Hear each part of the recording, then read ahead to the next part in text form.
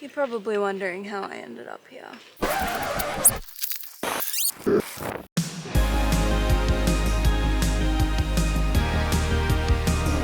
Hi, Mum. You know that bike race, the Tour Divide? Yeah, that's the one. I'm gonna do it.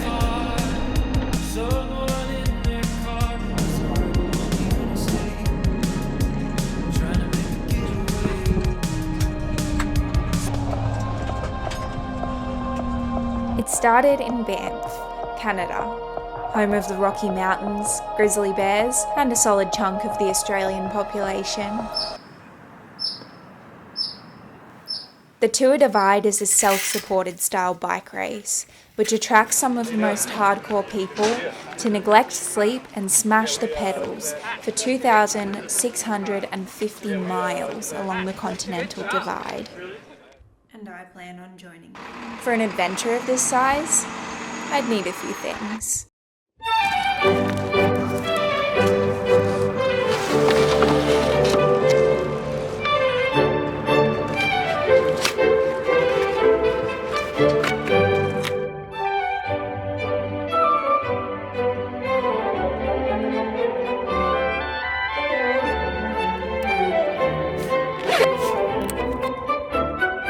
People spend months training for this event, so as I stood amongst the crowd that morning, I felt the need to throw up.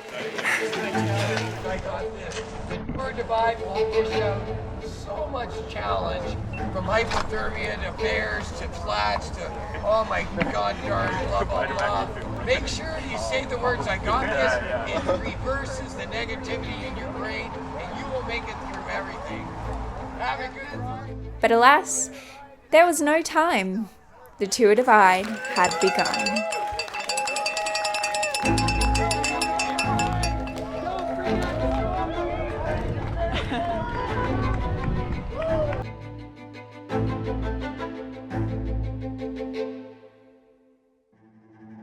The first day, I questioned every decision that had led me to this point. I wondered if I knew enough about bike mechanics if something went wrong, if I'd packed warm enough, and by midday, I was already exhausted.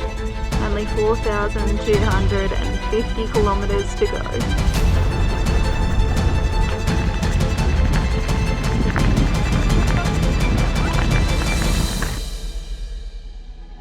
You can do one of two things this day. Climb the massive pass known as Coco Claims, which is freezing at the top, unless you make it down the other side. Or wait until morning. I decided to wait, but as I lay in my tent frustrated that I had stopped, I kept repeating to myself, slow and steady. And tomorrow is the infamous Coco Claims.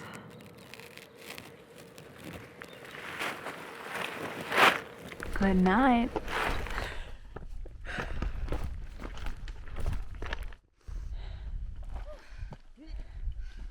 I love it.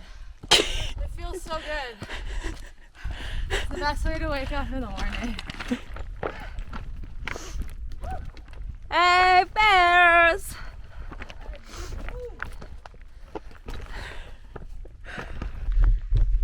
Making decisions is something I've never been good at. But on the Divide, it's the thing you do most. Maybe even more than riding.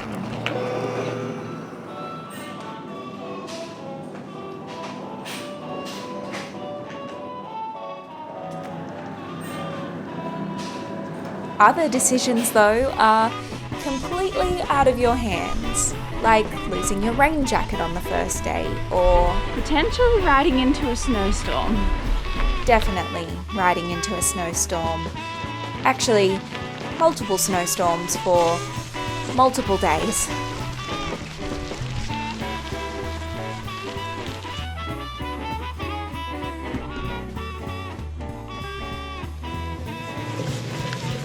Last night, I'm pretty sure I had my first run-in with hypothermia. Had wet feet, but my hands were just frozen. I could not string together a sentence. Here we are.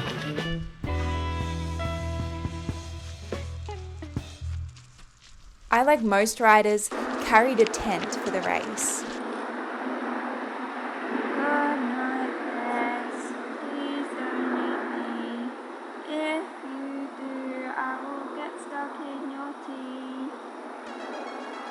On the lucky days though, I would make it to town just in time to get a hotel room, even if it was just for 3 hours of sleep. This year's ride only had 20 women enter, and the chances of sharing a hotel room are slim to none. So the first room of the trip, I was stoked to be able to share with another amazing rider. She would be the last female rider I would see for the next 19 days.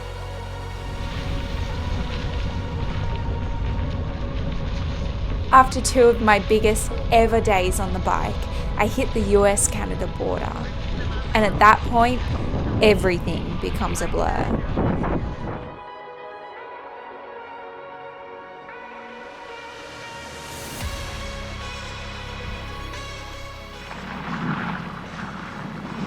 So, it's like below freezing today, but I keep blacking out.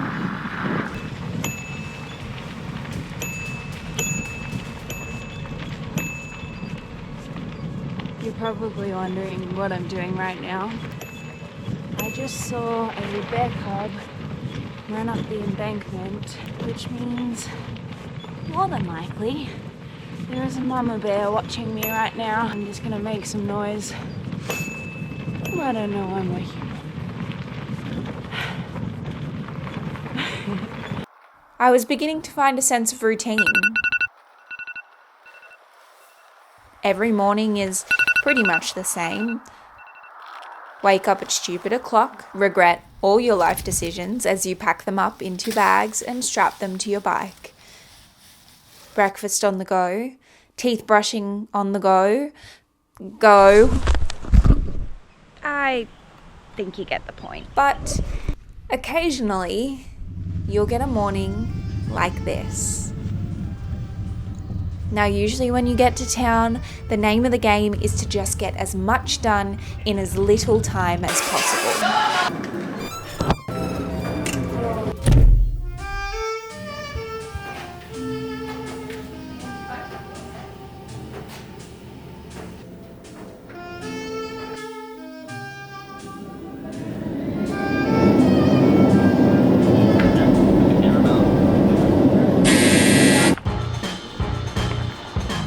Eventually, the weather warmed up and the days flew by as I crossed the Montana border, then the Idaho border, then Wyoming.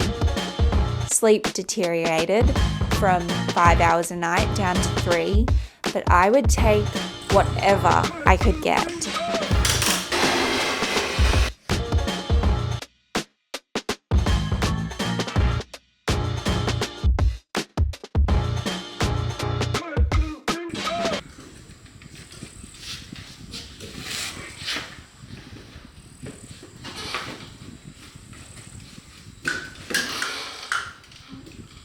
Shit, I'm stuck.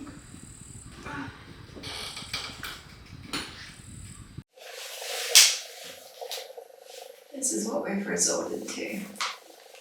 I can't be bothered to set up my tent or hide my food.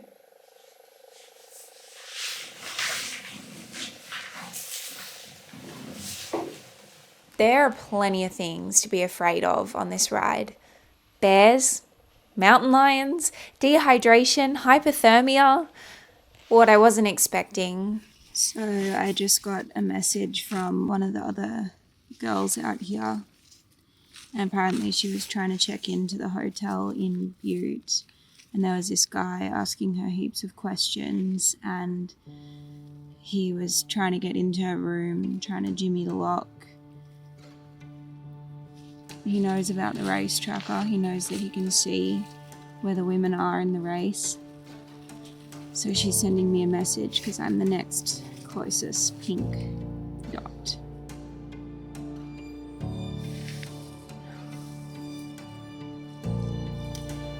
Fantastic.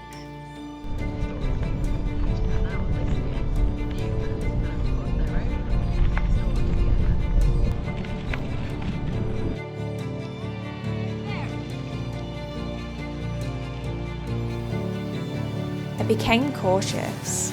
I got spooked one night in a tent site and found myself seeking refuge in an unexpected place. In a race where sleep is scarce, the last thing you want to fear is staying still.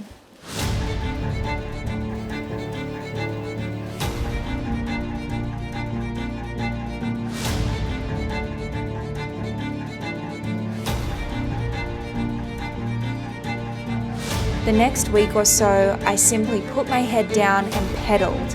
I crossed through the basin, 290 kilometers of exposed desert with no water. I got lost in the night and began hallucinating when I'd not eaten or slept enough. My saddle sores were no longer painful, but I hadn't had movement in my right hand since the US border, and I was starting to worry I'd done permanent nerve damage. In a storm. I'm hiding under like the tiniest tree right now, and I'm scared if I get back on my bike I'm gonna get hit by lightning because it's huge. I don't know what to do. So when I pulled up to McDonald's in Cuba, it was around 6 p.m. All the riders spoke only in defeated eye contact as we shoveled down our fried food. I knew I had two options: 3 massive days to the finish, or stop, rest, and take 4 days to the border. I knew what the smart option was: slow and steady. Problem is, I'm not exactly smart. We're going.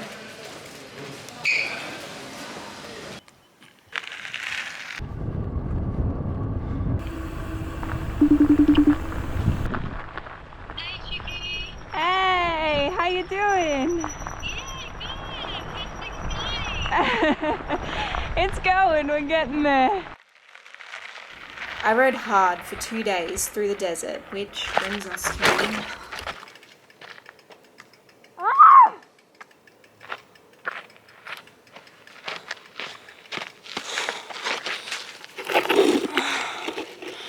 I have at least a day left, and I'm down to my last Cliff Bar.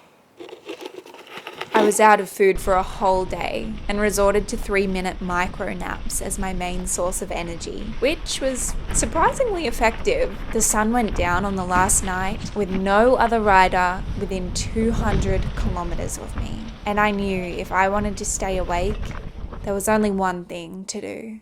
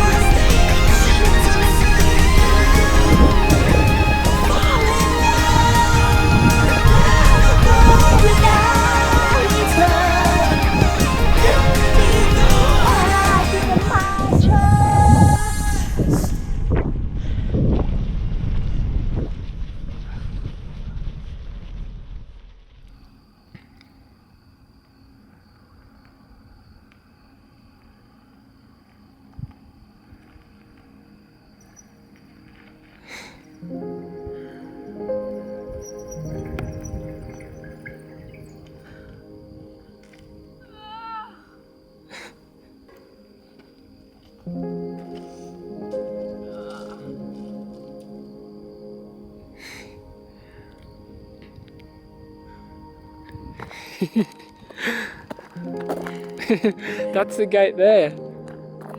That's the gate there.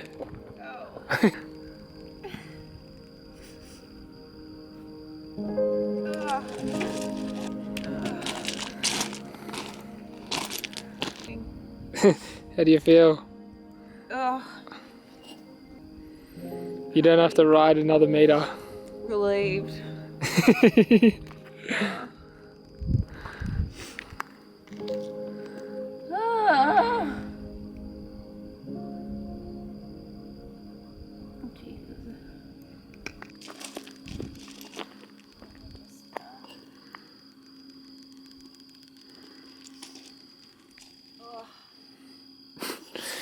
I'm just taking a video. Oh.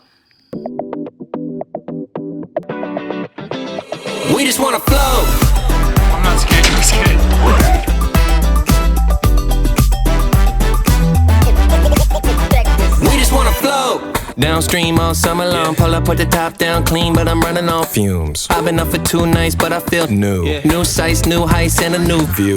Poolside, kids slide, woohoo. Tiny umbrellas, and I got the juice. When I get too hot, then I'ma jump out the roof. When I made the money stretch, now I'm feeling so